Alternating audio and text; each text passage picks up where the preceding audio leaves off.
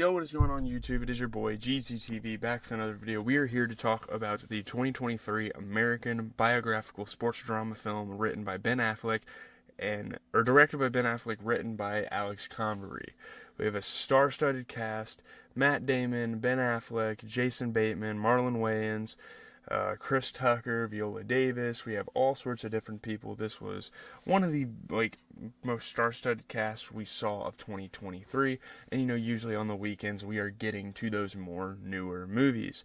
And this is, obviously based on a true story. We've watched a couple of movies like that recently. We watched The Iron Claw. I think coming up I'm probably gonna watch Gran Turismo because I really want to watch that movie.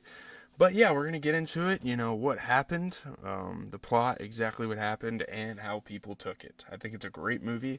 Let's get into it. And obviously, just some background before we get into the plot. I'm obviously a huge Michael Jordan fan. I'm a huge basketball fan. So I think this film really resonated with me. So let's just get into the plot. So it takes place in 1984, obviously, right before Michael Jordan is getting drafted, and he's going through that whole process of building his draft stock and trying to sign deals. So, Oregon-based Nike Incorporated is on the verge of shutting its basketball shoe division due to low sales. They're trying to make basketball shoes. They've attempted to do it in the past. Again, this is a very real thing. In response to this, marketing VP Rob Strasser, along with co-founder and CEO Phil Knight, again, actual people, tasked Nike's basketball talent scout Sonny Vaccaro to come up with a new spokesperson for Nike basketball shoes. And they're trying to make a big sign. They're trying to find the guy. They're trying to find the next generation's big thing, because obviously at the time Nike was really known for being a running shoe. They weren't, and still to this day, obviously, you have the LeBron Jameses of the world, the Kevin Durant's, used to be Kyrie, John Morant. You have all sorts of different athletes, but back in the day it was a running shoe brand, and it still really is a lot of the time. So, while considering the basketball players chosen in the 1984 NBA draft, Nike's executives think third pick Michael Jordan is off limits, being both a fan of Adidas and too expensive for the basketball division's meager budget.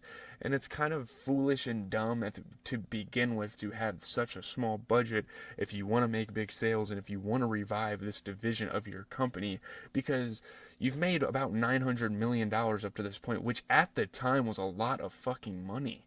In the 80s, $900 million, you're a staple in the shoe industry. Again, not in the basketball division, but that's what they were working on at the time. They needed to find the guy.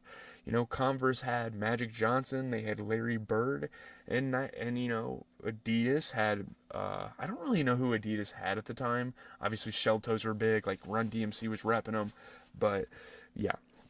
So, however, once he watches Jordan's highlights in conjunction with an Arthur Ashe commercial for his head rackets, Vaccaro becomes convinced that Nike should pursue who he considers a generational talent, with both brand and athlete building off each other. It's yeah, this is the guy. I don't care how expensive he is. This is Michael Jordan. We've never seen a basketball player coming into the league like this. This guy is it. He's got the it factor. He's got that killer mentality. He's competitive. That's everything that Nike has wanted. So now the rest of the film is him kind of trying to convince the executives, trying to convince the marketing guys, everyone, that Michael Jordan is the guy and we need to spend our money on him. Because again, they're trying to look for three candidates. Obviously, they're talking about John Stockton, who ended up being a great player, Mel Turpin, who I don't think really did much in the NBA, and a couple other guys. Charles Barkley, who again, Hall of Famer, great player. So, following dinner with his friend George Raveling, who coached Jordan in the Olympic tournament when he was very young, and asking for support in courting the star, Vaccaro travels to Wilmington, North Carolina, and does something super audacious, does something that takes a lot of balls to do, because this is a sought-after athlete. This is a sought-after guy, and he drives to his home, where he convinces Michael's mother Dolores that Nike would give Jordan all the attention that he might not receive from his preferred brands Adidas and Converse. And this is the thing about Nike, and this is the thing where they could really take advantage of, is they don't have any big athletes. So Jordan could be the guy, and Nike's already a successful enough brand, so if Jordan signs with them, ends up having a fantastic career, all of a sudden, it's a win-win for everybody. We're shooting through the fucking roof. And obviously that's exactly what happened. The rest is history with this film, So, after receiving a negative phone call from Jordan's agent, David Falk, again a real person, regarding contacting his client's family, Vaccaro learns that the Jordans have scheduled a meeting at Nike's Beaverton, Oregon headquarters the following Monday, and they've been convinced. And even if Jordan doesn't take the deal, you have to look at offers, you have to look at your options, because my goodness, you're one of the biggest athletes in the world at this time. Like, coming out of college, you just hit one of the biggest college basketball shots ever at the time. And you're getting ready to compete in a league with Larry Bird and Magic Johnson. So yeah, you have to look at everything and make sure you make the right decision. And I think obviously he made the right decision, because Nike had no other athletes. They were going to put their all into him in terms of their basketball line. And it's crazy. So yeah, obviously they had that negative phone call. Falk was not happy with him going to the house. Like, what the fuck are you doing? You're going behind my back. You're making me look like a bad agent. All this type of stuff.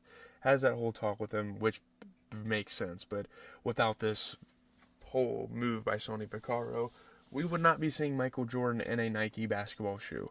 And we would never get retros, none of that. So Vaccaro and Strasser start preparing their pitch while requesting shoe designer Peter Moore to prepare a prototype, which Moore names Air Jordan, after Nike's Air Sole technology, which was taking the sneaker world by storm at the time. They had Air Maxes, I think, at the time coming out, maybe. Yeah, I think they did. I don't really know what other kind of shoes they had, but yeah, the Air Sole was huge. So in the meantime, Knight agrees to assign the basketball division's entire $250,000 budget to hire Jordan, because he realizes this is a big deal. Again, this is a huge athlete, and you're a small company in terms of basketball. You need to grow your company. You need to take these type of risks, and they do. So after the meeting with Jordan and his parents are pretty successful, Vaccaro learns that Adidas matched the offer while adding a Mercedes-Benz 380 SL, which was obviously an insane car at the time to have, especially for a guy coming out of college. And, that's what Jordan wanted all along, which is obviously dumb, but, Jordan came from not the greatest family background, obviously not a bad family background, but he wants these nice things. He wants his hard work to pay off in making the league and getting all these things. So, yeah, he thinks the deal will not go through. And it's like, yeah, I don't know. We don't have a fucking Mercedes-Benz to spare this guy right now. I mean, they kind of do, but they don't want to do that. So, however, Vaccaro receives a call from Dolores, who states that Michael will sign with Nike on the condition he earns a percentage of every Air Jordan sold, which at the time is extremely revolutionary for signature shoes and athletes. Again, Michael Jordan changed the course of endorsements forever, because there was not a single athlete at the time getting money off the sale of the shoes. They were getting money from making appearances in commercials and just being under contract in itself. But the actual selling of the shoes was all going to the sneaker companies, and Jordan changed that, and I think that's fucking awesome that we get this in a film form. Obviously, they've probably done it before, but yeah. So even though Vaccaro thinks the company's higher-ups would not accept his bonus due to industry precedents, Knight goes with it. He's like, fuck it, let's change history. People are going to see this and be like, wow, these guys have some guts. This is a great company. And it's going to attract every athlete. And that's seen as kind of a negative thing at first, because, everyone's going to want a percentage now. But looking back on it, Nike made the right move here. So, they deem it necessary to ensure the endorsement. They need this guy. They need this basketball division.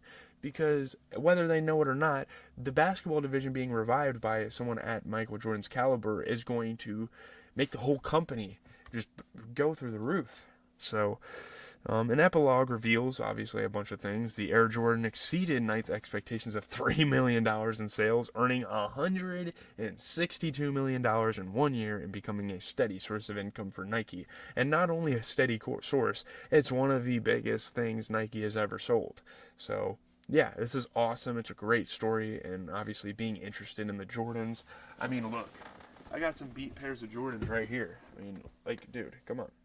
I had to watch this movie. I had to check it out. I got, these are a little newer. We got the lows. I mean, I got all sorts of these. I got the 11s, you name it. So this film was pretty dope to me. It really resonated with me to see Nike's process and their thoughts of, because this was the real thing. I'm sure Phil Knight and a bunch of the guys pitched some things for them. So yeah, really dope. Let's get into the review. I think right off the bat, this is a C to B movie without a shadow of a doubt, and I think Viola Davis's performance was one of the big highlights of the film, and it's seen as the big highlight of the film by many critics. It's a fact-based drama that no one will dunk on. Air aims to dramatize events that change the sports world forever, and it's almost nothing but net. Sorry, that was corny. Okay. But it's really good. I mean, I don't know how you don't like this movie. Obviously, if it doesn't resonate with you as well, if you don't really understand the message, I understand that.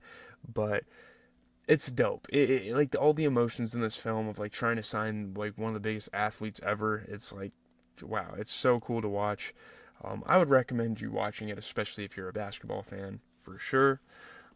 It's great. Thanks to Affleck's sure-handed, period piece, perfect direction, a crackling good screenplay by Alex Convery, and the lively, funny, warm, passionate performances from the A-list cast, Air is as entertaining and fast-paced as an NBA Finals game that is destined for overtime.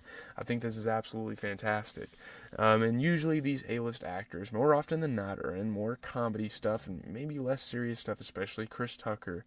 But they really take a role here. There's obviously a comedic flair from him because a Chris Tucker film wouldn't be good without him being funny in it. But yeah, it's really good. They do even better than I thought they would do together. So Air ought to be taken as the ultimate example of the American dream. I mean, it's great. I mean, the performances are awesome. It's a funny, touching Cinderella story about how the third place sneaker brand wished upon a star and how that man and his mother were smart enough to know their value and to know the potential in that company. And it's just such a riveting story to look at. So, yeah, I mean, it's awesome. I mean, for most audiences, Air will be worth seeing just for the cast, the starry cast, particularly the reunion between Damon and Affleck, which has been a long time coming. That's a pretty big deal in Hollywood. Their scenes possess a kinetic and intimate dynamism that the rest of the film approaches but doesn't always match. These two characters, when they're together, are some of the most engaging scenes in the entire movie. I don't know. I mean, some people think it's a flimsy premise, but it's literally a fucking documentary. Like I don't know. It's a craven exercise in capitalist exaltation, I guess. Some people are saying it's a little too greedy, but literally, this is how they acted in real life. This is how they took the film. Davis and Messina's performances were great. There was some inadequate character development in certain departments and with certain people. The impression that there was something ultimately hollow about trying to extract FUBU mentality from what amounts to a 2-hour ad for Nike and the uber rich. Is this really a Nike ad though? Obviously Nike was involved with this. Obviously Nike gave them the go ahead to make a film like this, but come on, dude. This isn't a Nike ad. Nike doesn't need ads. You guys have seen how successful they have been as a company. Um, I don't know.